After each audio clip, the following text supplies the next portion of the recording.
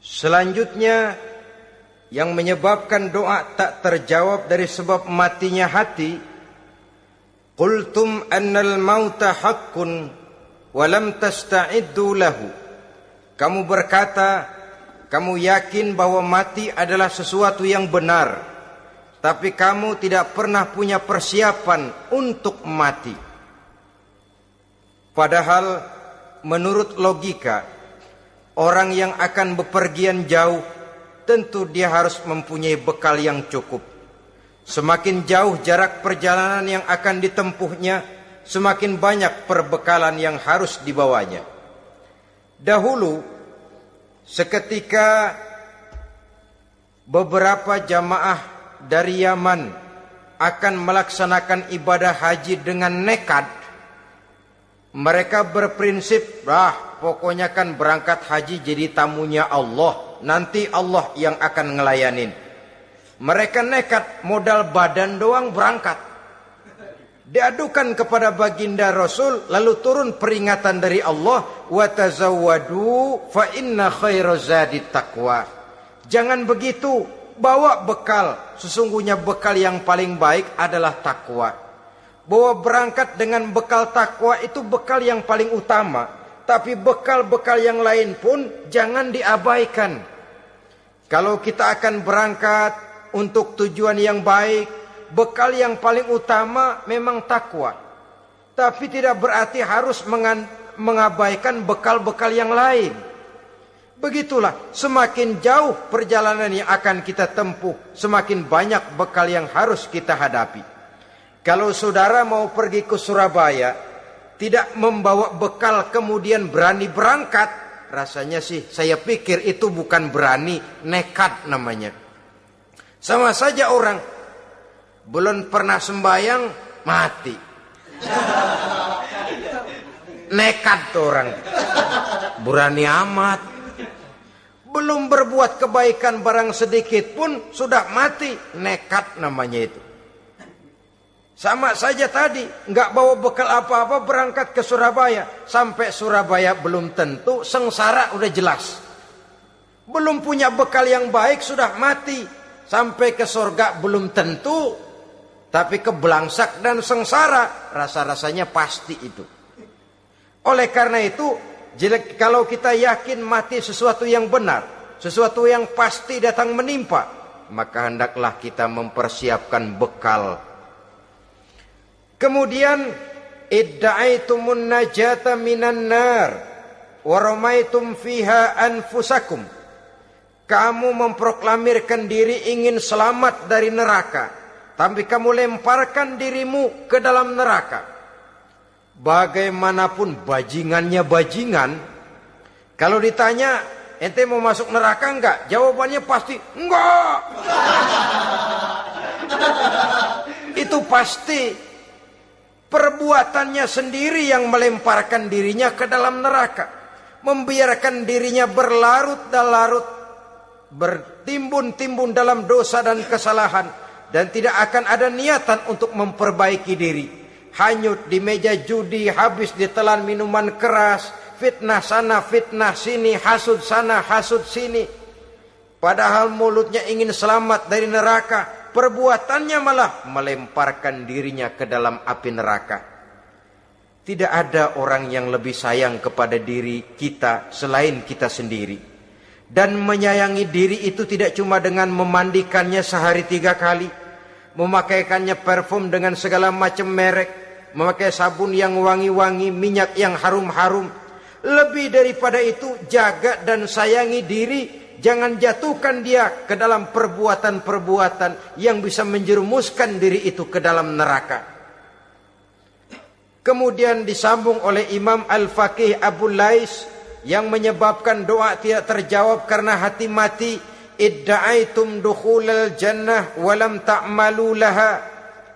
Kamu ingin masuk surga, tapi kamu berat mengamalkan perbuatan yang bisa menyampaikan kamu ke surga.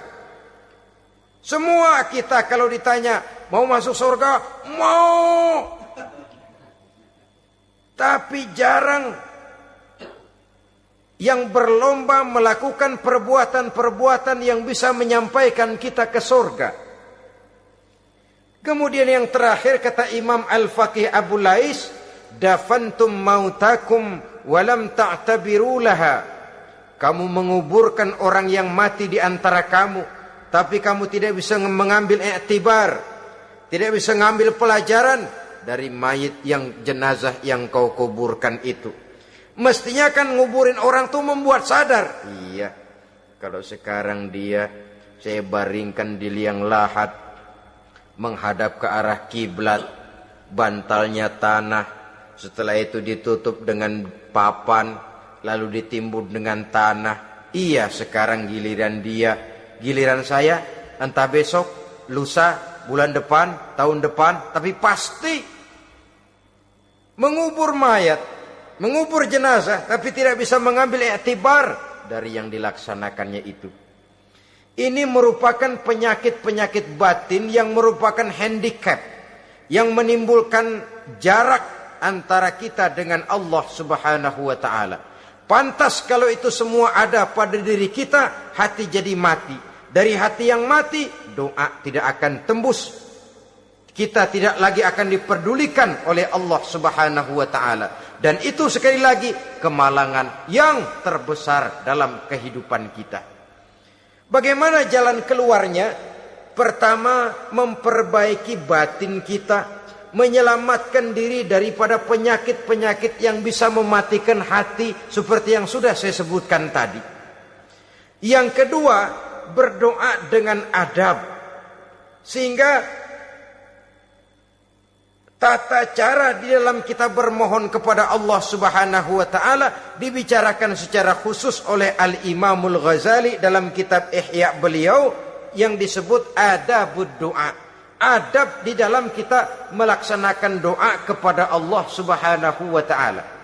Setelah batin ini bersih dari penyakit-penyakit hati yang bisa menyebabkan hati jadi mati, berdoalah kita kepada Allah. Bagaimana adabnya? Kata Imamul Ghazali rahimahullah, yang pertama hendaklah ia di dalam berdoa itu memilih waktu yang mulia. Minal awqatis syarifah, kata beliau. Memilih waktu-waktu yang punya nilai mulia. Ramadan dalam satu tahun, Jumat dalam tiap minggu, sepertiga malam yang akhir pada setiap hari. Waktu-waktu yang punya nilai mulia. Walaupun misalnya saudara berdoa pada hari Kamis, tidak ada halangannya Allah mau kabulkan. Ini tidak berarti bahwa kalau sudah berdoa hari Jumat lalu hari Kamis tidak mau berdoa, tidak. Lebih memilih mengintai waktu-waktu yang punya nilai mulia. Lailatul Qadar sekali dalam setahun. Waktu-waktu yang punya nilai mulia. Logikanya begini, saudara-saudara. Kalau kita datang ke rumah seseorang, tujuan utama kita minjem duit, yang paling pertama kita perhitungkan tanggal berapa nih? Kan itu toh, tanggal berapa? Kalau tanggal 20 atuh minjem duit, orang lagi ngap-ngapan, boro-boro dia bisa minjemin, dia sendiri mungkin lagi pusing. Kita lebih dulu kita amatin tanggal berapa nih? Yang enak sore apa siang? Jam 2. Jam 2 dia baru pulang dari kantor, tapi giliran tidur. Kalau dia tidur dibangunin datang mau minjem duit, kagak dimaki-maki sudah kebagusan deh. Kan kita lihat waktunya, timingnya kata orang sekarang. Tanggal berapa, sore apa malam, apalagi gulem apa terang bulan. Itu semua sudah kita atur sedemikian rupa, memilih waktu. Yang kedua kata Imamul Ghazali, memilih keadaan yang istimewa. Kalau tadi soal waktu, yang kedua soal keadaan. Ada situasi-situasi di mana doa itu diijabah oleh Allah Subhanahu wa taala. Di antaranya kata Imam Abi Hurairah, Inda zahfi sufuf fi sabilillah, pada waktu mengatur barisan perang membela agama, di situ doa kabul. Inda nuzulil ghais, ketika turun gerimis, di situ doa makbul. Inda iqamis shalah, ketika salat mau didirikan, riwayat lain bainal azan wal iqamah, antara azan dan qomat, di situ doa makbul. Itu memilih keadaan-keadaan. Kemudian yang ketiga, kata beliau, berdoa menghadap kiblat. Ya, apa kalau doa madhab mudik Tuhan gak tahu? Tahu. Tuhan gak dengar? Dengar. Cuma lebih etis. Lebih etis kalau kita berdoa menghadap ke arah kiblat. Saudara-saudara kaum muslimin rahimakumullah. Yang keempat, hifdzus saut, menyederhanakan suara. Tidak terlalu keras, juga tidak terdengar orang lain, apalagi kalau doa kita diaminkan oleh orang lain. Tidak usah terlalu keras. Kenapa? Karena Allah yang kita meminta kepadanya bukan zat yang tuli, bukan zat yang buta, bukan zat yang tidak dengar, bahkan Dia Maha dengar. Juga tidak terlalu seperti orang berbisik-bisik, apalagi kalau doanya doa bersama-sama. Tapi kadang-kadang terdorong oleh husnuzon dari para makmum saja. Tidak peduli apa yang dibaca oleh imam, yang kedengaran cuma amin aja gerengan. Amin, amin, amin, amin, amin, amin.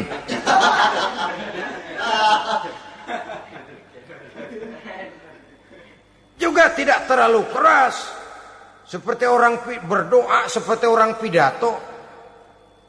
Saudara-saudara kaum muslimin rahimakumullah. Yang kelima, alla yatakallafa saja' fid du'a. Dalam berdoa, kalau istilah kita, jangan nyelongcong. Sajak sujak ini menunjukkan sikap berani kepada Allah. Misalnya ada orang berdoa, ya Allah ampunilah saya kalau engkau mau. Kalau Allah mau, kasihanilah saya ya Allah kalau engkau mau. Itu doa orang songong. Atau sama saja, ya Allah berilah saya rezeki dikit aja. Emang kenapa pakai begitu?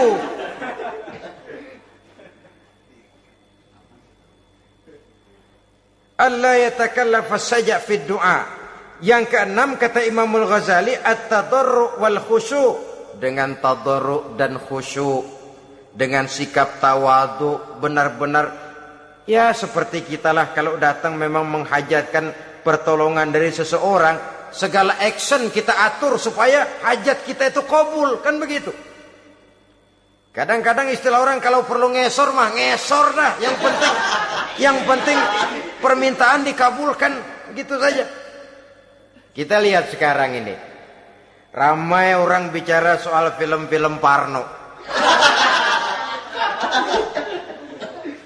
Kelihatannya pendatang-pendatang baru, pokoknya asal bisa main dah, bugil ya bugil dah. Yang penting nyohor, bisa tampil. Walaupun dalihnya semua sama, mula-mula cuma iseng. Adegan panas bagaimana? Kalau tuntutan skenario apa boleh buat? Apa boleh buat? Emang nggak bisa milih. Setelah film beredar baru saya juga jijik ngelihat, ilah tadi kemana waktu bikin? Udah jadi baru jijik, bikinnya merem memang itu.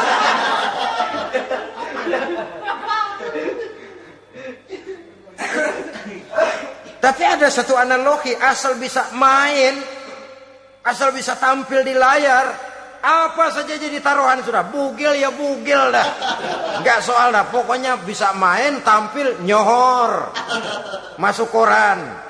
Udah seperti kata-kata orang Arab, bul ala zamzam fatu'raf. Kalau pengen terkenal, kencingin sumur Zamzam. Artinya apa? Bikin yang aneh-aneh, yang orang nggak kerjain, ntar ngetop. Yang ngetop lempengan jeleknya. Sumur Zamzam dikencingin, kan nyohor itu. Sedunia orang kenal. Kenapa? Gila. Saudara-saudara kaum muslimin rahimakumullah, sangat kita sayangkan kalau lalu orang berlomba-lomba dengan cuma modal paha mulus, wajah cantik, dimauin apa saja mau lalu bisa tampil. Akibatnya yang jadi korban adalah anak-anak kita. Disuguhi tontonan-tontonan yang meracuni jiwa mereka. Walaupun akibatnya barangkali ya lain seperti band orkes dengan film memang akibatnya tidak langsung ya. Kalau band orkes akibatnya langsung, dia bisa berantem di tempat lokasi. Film orang nonton tahu dia di tempat itu, bukan di tempat itu dia praktek, pulang jadi pikiran dia. Tadi serem ya. Ntar kalau udah kesempatan kita praktek. Ntar ngancemnya itu yang gak enak. Tapi yang saya analogkan dengan persoalan kita, tingkah pola artis apapun dilakukan asal bisa main. Nah itu tuh, asal dapat kesempatan acting. Dalihnya ya tuntutan skenario lah, iseng lah, macem-macem lah. Tapi yang jelas satu target, saya harus dapat kesempatan main. Untuk sampai ke situ cara apa saja harus saya tempuh. Tidak peduli harus menginjak-injak norma dan budaya bangsa yang luhur. Tidak peduli harus bertentangan dengan kaidah agama. Tidak peduli hasilnya meracuni umat masyarakat, terutama generasi muda. Yang penting kan ngetop. Saudara-saudara, baiklah ya, itu soal lain. Tapi soal kita ialah at-tadarru wal khusyu'. Bermohon kepada Allah dengan tadarru, khusyuk dan tawadhu. Seperti kalau kita mau bermohon kepada seseorang, kita merendahkan diri. Pak, saya memang orang gak mampu pak. Utang saya udah selebar kampung pak. Anak udah 16 seperempat. Apa saja kita meratap, menghibah, mengeluh, merintih, ujungnya kan yang penting gue minjem duit dapat dah gitu. Apa kayak diomongin, pokoknya pulang bawa duit, itu saja. Itu strategi manusiawi. Kalau ini kita adakan konteks, oh iya, kepada Allah lebih lagi kita tadarru, khusyuk, tawadhu. Doa dengan tawadhu, sebab kita akan bermohon kepada yang serba maha. Menghadap ke arah kiblat, duduk bertafakur dengan khusyuk, tawadhu. Jangan doa sembari tolak pinggang.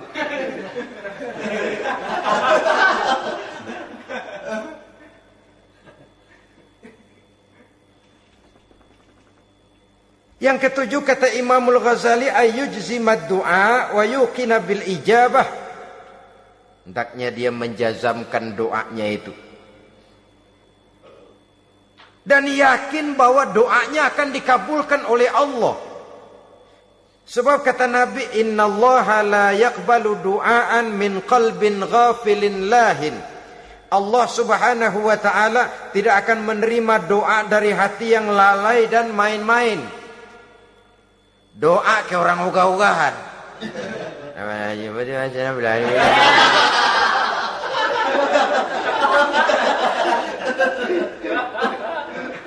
Kali malaikat nyongok dong, lu minta apa lu?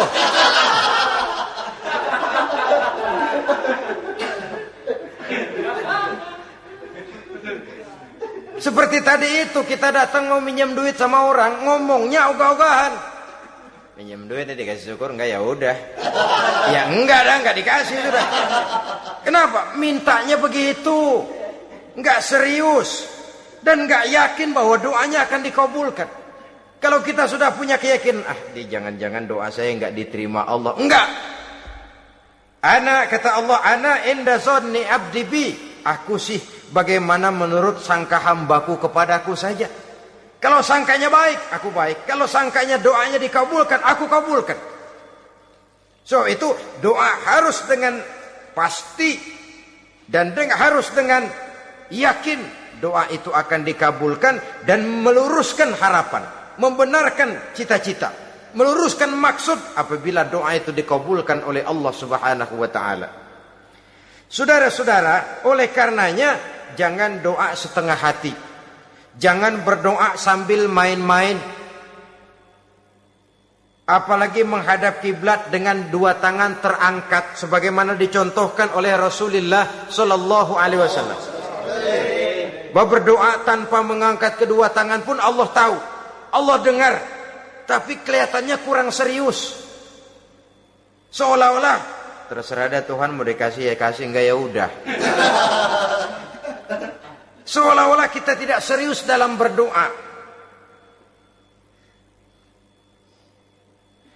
Kemudian yang berikutnya kata Imamul Ghazali, ayyaftatahad du'a bi zikrillah fala yabda'u bisu'al.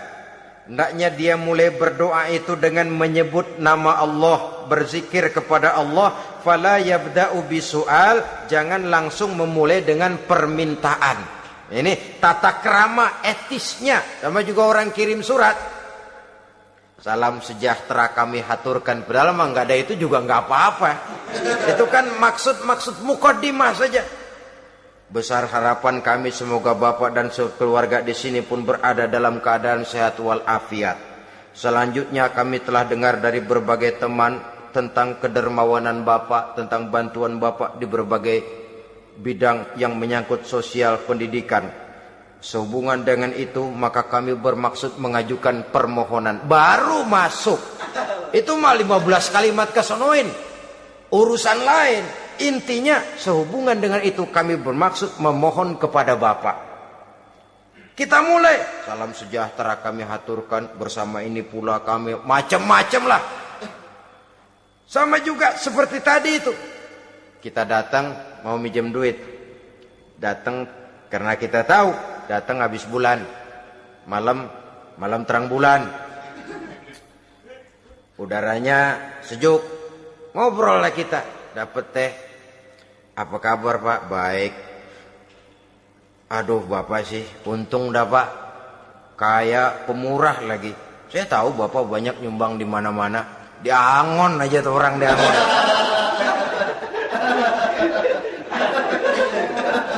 Kira-kira udah mau telap aja baru dikedat. Ngomong-ngomong Pak. Nah. Mulai nih kalau udah ngomong dah tuh mulain. Baru masuk. Jadi etisnya berdoa itu dimulai dengan zikrullah. Karena itu umumnya dimulai dengan alhamdulillahi rabbil alamin. Kita puji dulu Allah. Alhamdulillahi rabbil alamin hamdan yuwafi ni'amahu wa yukafi'u mazidah. Kita puji dulu Allah. Seperti orang tadilah. Kita puji dulu kebaikannya.